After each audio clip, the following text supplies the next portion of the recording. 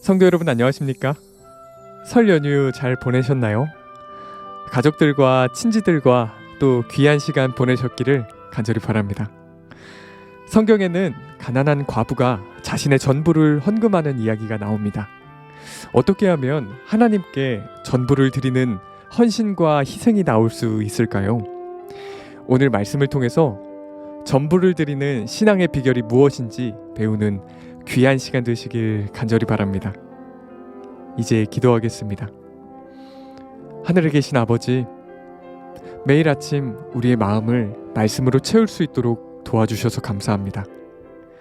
말씀 하나도 놓치지 않고 마음에 새겨 삶에 적용할 수 있도록 인도하여 주시옵소서. 오늘은 하나님께 최고의 것을 드리는 신앙이 무엇인지 살펴보려고 합니다. 권면해 주시는 목사님께서 담대하게 진리를 전할 수 있도록 성령 하나님께서 인도하여 주시옵시고, 말씀을 듣는 모든 성도들이 진리를 듣고 기쁨과 감사로 순종의 열매를 맺을 수 있도록 인도하여 주시옵소서. 예수님의 이름으로 기도드립니다. 아멘. 오늘 저희가 함께 묵상할 제목은 신속한 자아부정입니다. 이제 목사님께서 교제를 통해서 권면의 말씀을 전해주시겠습니다. 안녕하십니까 성도 여러분. 오늘 우리는 자기를 부인하는 경험에 대해서 묵상하겠습니다. 성도 여러분, 어떤 사람이 자기를 부인할 수 있을까요? 하나님께 내 인생에 가장 귀한 것을 드리는 그 마음을 가진 성도들이 자기를 부인할 수 있는 것입니다. 오늘 본문 성경절 읽겠습니다. 잠언 3장 9절 10절입니다. 내 재물과 내 소산물의 처음 익은 열매로 여호와를 공경하라. 자, 여호와를 공경하는 방법이 정확하게 나타나 있습니다. 여호와를 어떻게 공경해요? 처음 익은 열매로 공경하라는 것입니다. 자, 처음 익은 열매가 무엇입니까? 가장 잘 익은 최상품을 뜻하는 것입니다. 하나님께 최고의 열매를 드리라는 것입니다. 자, 그렇게 하면 어떤 일이 생길까요? 그리하면 내 창고가 가득히 차고 내 집 틀에 새 포도즙이 넘치리라. 성도 여러분, 바로 이것이 우리가 하나님께 나가는 자세이고 하나님께 복을 받는 비결입니다.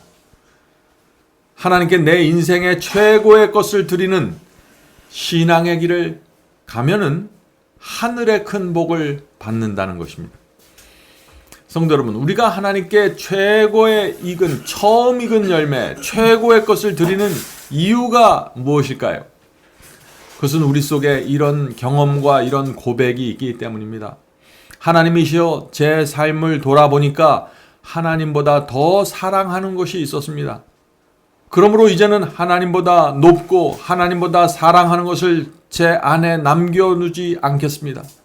이제 제게 있는 것 중 가장 귀한 것을 하나님께 드리겠습니다. 제가 의지하고 붙잡고 살아왔던 귀한 것들을 하나님께 드립니다. 성도 여러분, 우리 생애를 돌아보면은 하나님보다 더 귀한 것이 혹시 있지 않았나요? 하나님보다 더 우선되는 것이 있지 않았나요?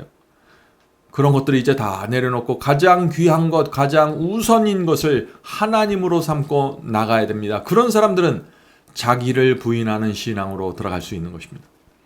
본문을 읽겠습니다. 하나님의 요구는 다른 어떤 요구보다도 앞선다. 하나님께서는 당신의 충만함과 은혜로 인간에게 부여하신 모든 것에 손을 얹고 다음과 같이 말씀하신다. 나는 우주의 정당한 소유자이다. 이 모든 재물은 내 것이다. 내 사업을 진전시키고 내 왕국을 세우며 내 축복이 그대 위에 머물도록 이것들을 사용하라. 성도 여러분, 하나님의 요구는 분명하죠? 하나님을 최우선으로 삼으라는 것입니다. 가장 귀한 것을 하나님께 바치라는 것입니다. 이거 어떻게 들으면 하나님께서 꽤 이기적인 것처럼 들리죠? 그런데 그것이 아닙니다. 하나님께서 왜 이런 요구를 하실까요? 왜냐하면 그런 믿음과 그런 신앙을 하지 않으면 사탄의 공격에 견딜 수가 없기 때문입니다. 세상의 유혹에 쓰러지고 죄에 끌려가 버리게 되는 것입니다. 하나님이 최우선이 아니면 말이죠. 하나님을 최우선으로 하는 신앙이 없으면 어떤 일이 생길까요? 희생과 헌신을 해야 할 때 자기를 부정하는 결정을 미루고 미루게 됩니다. 시간을 자꾸 지체하게 됩니다. 우리 인생에서 하나님의 최우선이 아니면은 헌신과 희생을 해야 할 때마다 오랜 시간 동안 자꾸 고민하게 되는 것입니다. 그러다가 포기하게 되는 것이죠. 그래서 헌신과 희생이 빠진 신앙을 하게 되는 것입니다. 성도 여러분, 하나님을 최우선으로 하는 마음이 준비되어야 합니다. 내가 사는 이유는 하나님께 영광을 돌리는 것이라는 그 확고한 신앙이 마음에 새겨져 있어야 됩니다. 그런 성도들은 자기를 부정하고 하나님의 뜻을 따르는 것이 무거운 멍에가 될 수 없습니다. 본문 읽겠습니다. 어떤 사람들은 자신의 많은 소유 중 일부를 바침으로 부족함을 느끼지 않는다. 그들은 하나님의 사업을 위하여 자아 부정을 행하지 않는다. 그들은 관대하게 마음껏 바치지만 여전히 마음에 원하는 모든 것을 소유하고 있다. 어떤 분들은 많은 것을 하나님께 드리는 것 같지만은 그 경험 속에 자기 부정이 이루어지지 않는다는 것입니다. 성도 여러분, 우리가 이것을 이해해야 됩니다. 하나님께 적은 헌금을 드려도 적은 것을 바쳐도 최고의 헌물이 될 수 있고 가장 큰 것을 드려도 나를 전혀 부인하지 않은 상태에서 드릴 수 있다는 것입니다. 성도 여러분, 우리는 하나님께 드리는 헌신이 무엇인지 정확히 알아야 합니다. 그래서 오늘 우리는 이 번제에 대해서 좀 살펴보려고 합니다. 죄를 범한 사람은 속죄제를 드립니다. 그래서 죄를 용서받게 됩니다. 그래서 속죄제를 통해서 죄를 용서받은 성도들은 번제를 드리게 됩니다. 왜냐하면 죄를 용서받은 감사가 있기 때문이죠. 그래서 구약시대 번제는 감사와 헌신의 제사였습니다. 번제를 드릴 때 양을 죽이고 반드시 가죽을 벗겨야만 했습니다. 왜 가죽을 벗겨야 했을까요? 가죽을 벗긴다는 것은 내가 입고 있던 옷을 벗겠다는 뜻입니다. 내 평판과 내 자랑의 옷을 벗어버리겠다는 것입니다. 겉으로는 예배 잘 드리고 11조를 잘 드리는 것처럼 보이지만 속으로는 세상을 사랑하고 자아를 사랑하고 마음속에 숨겨진 우상이 있었기 때문에 이제는 그런 것들을 다 내려놓겠다는 것입니다. 하나님께 죄사함을 받은 사람의 마음속에 생기는 변화입니다. 자, 가죽을 벗기면 어떻게 됩니까? 속살이 드러나게 되죠. 마찬가지입니다. 겉으로 꾸며진 모든 위선의 옷을 벗어버리고 진실된 마음으로 하나님께 나가면 내 속살이 드러나고 하나님 앞에 벌거벗은 채 내 모든 인생이 오픈되고 공개되는 것입니다. 그런 마음의 상태로 사는 것이 번제의 제사를 드리는 경험입니다. 그래서 번제를 드리는 사람은 가죽을 벗기면서 이런 기도를 드리게 되는 것입니다. 하나님, 이제 나를 벗어버리겠습니다. 더 이상 위선과 인위적으로 포장된 성결을 포기하겠습니다. 헌신과 자아 부정이 담기지 않는 헌금을 드리지 않겠습니다. 부디 양의 가죽을 벗길 때 제 모든 것을 바치게 인도해 주시옵소서. 성도 여러분, 이것이 우리가 가야 될 신앙의 길이 아닌가요? 하나님 앞에 모든 것을 드리고 그 안에서 쉬는 삶입니다. 본문 읽겠습니다. 하나님께서 그 태도를 주목하신다. 자, 그 태도라는 것은 헌신하는 태도, 희생하는 태도, 헌금을 드리는 태도를 말하는 것입니다. 하나님께서 그것을 주목하신다는 것입니다. 하나님께서는 행동과 동기를 엄격하게 주시하고 계신다. 그들은 보상을 잃지 않을 것이다. 자, 하나님께 헌신하고 감사하고 충성하는 성도들은 반드시 보상을 받게 될 것이다 하는 것이죠. 그러나 재물을 소유한 자는 다른 사람들만큼 많이 바칠 수 없다고 핑계대지 말아야 한다. 그대가 할 수 있는 대로 하라. 재물이 많고 적다는 것을 핑계하거나 자꾸 말하지 말고 내가 할 수 있는 것을 진심으로 드리라는 것입니다. 헌신과 희생에 대해서 말하면 많은 분들이 염려합니다. 성도분, 염려하실 필요 없습니다. 하나님께서는 우리가 가진 것 이상을 요구하지 않기 때문입니다. 하나님께서는 우리의 진심을 원하는 것입니다. 우리가 복음 전파를 위해서 할 수 있는 것만큼 희생하기를 원하시는 것입니다. 본문을 읽겠습니다. 그것 없이는 지낼 수 있는 물건에 대해서는 극기하며, 자, 사지 않아도 될 물건을 사지 말라는 얘기죠. 물건에 대해서는 극기하며 하나님의 사업을 위하여 희생하라. 가난한 과부처럼 그대의 두 랩돈을 던져라. 그대는 진정 풍부한 중에 바치는 모든 다른 사람보다 더 많이 바칠 것이다. 그러면 자아를 부정하는 것이, 궁핍한 자에게 주는 것이, 진리를 위하여 희생하는 것이, 하늘의 보물을 쌓는 것이 얼마나 즐거운 일인지 알게 될 것이다.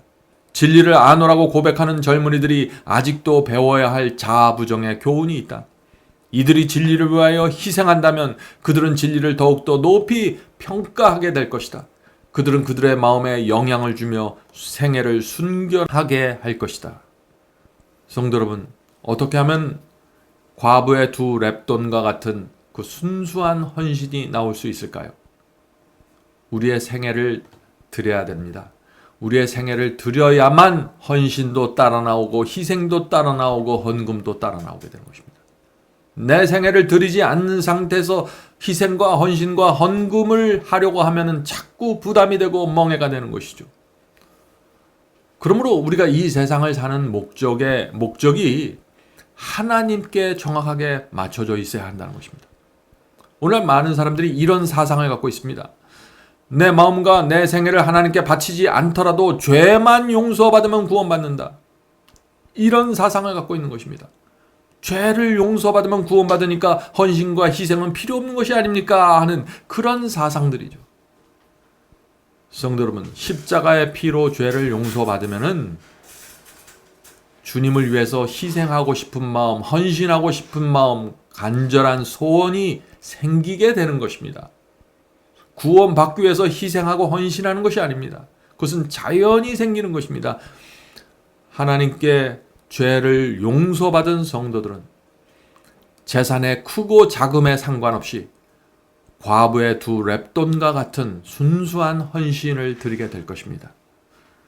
본문을 읽겠습니다. 매우 자주 젊은이들은 하나님의 사업을 감당하려고 하지 않거나 그것에 대한 어떤 책임감도 느끼지 않으려고 한다. 이것은 하나님께서 면제해 주셨기 때문인가? 절대로 그렇지 않다. 그들이 스스로 면제했다. 참 두려운 말씀이죠. 요즘 기독교에 들어온 풍조가 바로 이것입니다. 무엇인가요? 청년들은 헌신과 희생을 하지 않아도 된다는 생각들이죠. 청년들에게 헌신과 희생을 요구하지 말아야 된다는 생각들입니다. 희생을 요구하면 청년들이 교회를 떠날 수 있다는 염려입니다. 그것은 잘못된 생각입니다. 성도 여러분, 헌신과 희생은 기회입니다. 헌신과 희생은 자기를 부인하고 자기 부정을 배울 수 있는 기회이고 특권입니다. 희생하지 않는 신앙을 하면 성장이 없는 것입니다. 헌신하지 않은 사람들에게 성장이 있을 수가 없는 것입니다. 성장할 수 있는 기회를 놓치게 되는 것입니다. 성도 여러분, 우리는 청년들에게 기회와 특권을 주어야 합니다. 그들은 또한 성장할 수 있는 기회를 빼앗기지 말아야 하는 것입니다. 하나님께서 11조와 각종 헌금을 요구하는 이유가 무엇일까요? 그것은 우리 속에 있는 이기심과 자기 애착심, 자기 자랑을 빼내기 위한 하나님의 지혜입니다. 하나님이 돈이 없어서 달라고 그러시는 것이 아니에요. 성도 여러분, 우리가 이것을 알아야 합니다. 십자가의 피로 죄를 용서받은 성도들, 그들은 희생과 헌신의 열매를 맺게 되는 것입니다. 그것은 아주 당연한 것이고 자연스러운 결과가 되는 것입니다. 본문을 읽겠습니다. 그들은 자신의 소유가 아님을 깨닫지 못한다.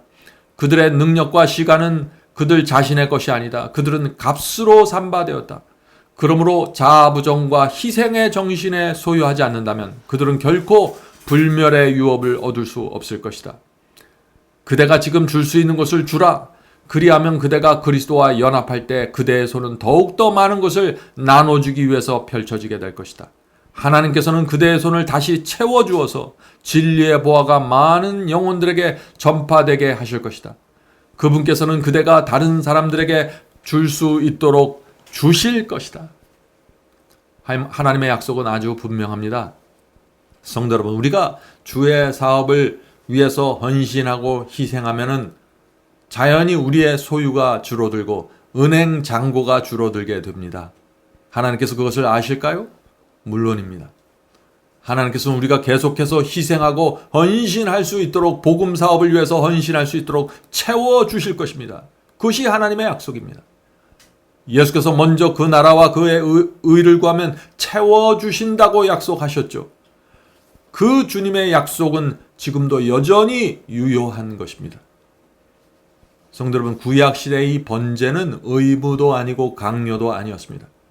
그러나 속죄제를 드려서 어린 양의 피로 죄사함을 받은 사람은 그 마음속에 감사와 헌신이 생기고 헌신의 제물을 드리고 싶은 소원이 생기게 되는 것입니다. 그래서 번제단 앞으로 나가게 되는 것입니다. 번제를 드리기 원하는 것이죠.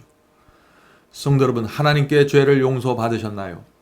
그렇다면 이제 번제의 생애를 나가야 합니다. 번제의 기도를 드려야 하는 것입니다. 주여, 저를 사망에서 구원해 주셔서 감사합니다. 죄를 용서해 주셔서 감사합니다. 저는 이제부터 헌신의 생애를 살기 원합니다. 감사하는 마음으로 살겠습니다. 양의 가죽을 벗기듯이 제 위선을 벗겨 주시옵소서. 저를 통하여 하나님의 영광이 드러날 수 있도록 도와주시옵소서. 마음과 생애를 주님께 드립니다. 부디 받아 주시옵소서. 성도 여러분, 오늘 아침에 우리 모두 주 앞에 나가 이 감사와 헌신의 번제를 드리게 되기를 간절히 바랍니다. 자, 이제 기도하고 마치겠습니다. 하늘에 계신 아버지, 하나님께 드리는 번제의 경험이 무엇인지 이해할 수 있도록 도와주시옵소서. 성령께서 저희 속에 들어오셔서 죄를 내려놓고 죄 사함 받을 수 있도록 인도해 주시고, 죄를 사함 받을 때 저희의 마음속에 하늘이 주는 감사와 헌신의 소원과 마음 갖게 역사해 주시옵소서. 그것이 원동력이 되어 희생과 헌신의 생애가 이루어질 수 있도록 도와주시옵소서. 하늘에 계신 아버지, 저희가 이 세상에 살면서 조금이라도 더 헌신하고 조금이라도 더 희생하는 것이 우리의 즐거움이 될 수 있도록 도와주시옵소서.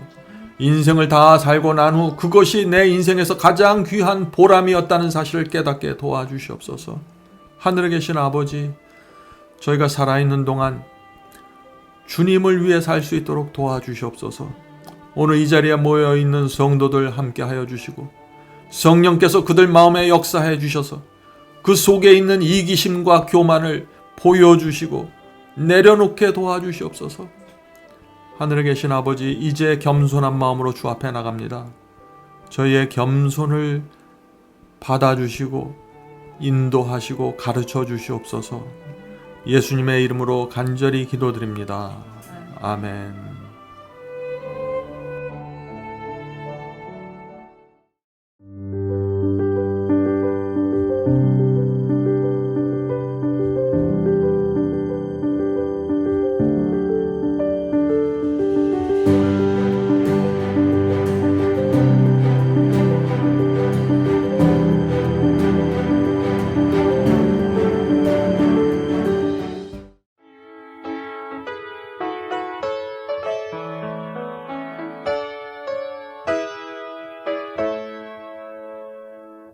나팔을 들어서 크게 불러 주 예수 다시 오네.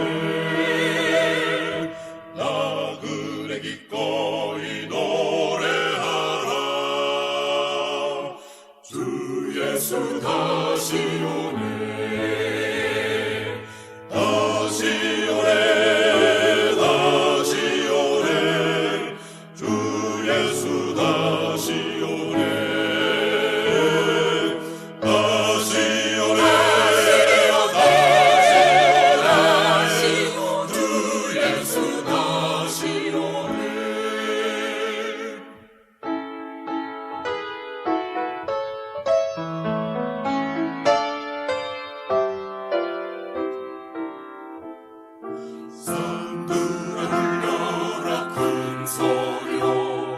주 예수 다시 오네. 죽임을 당하신 참어린 양, 주 예수 다시 오네. 다시 오네.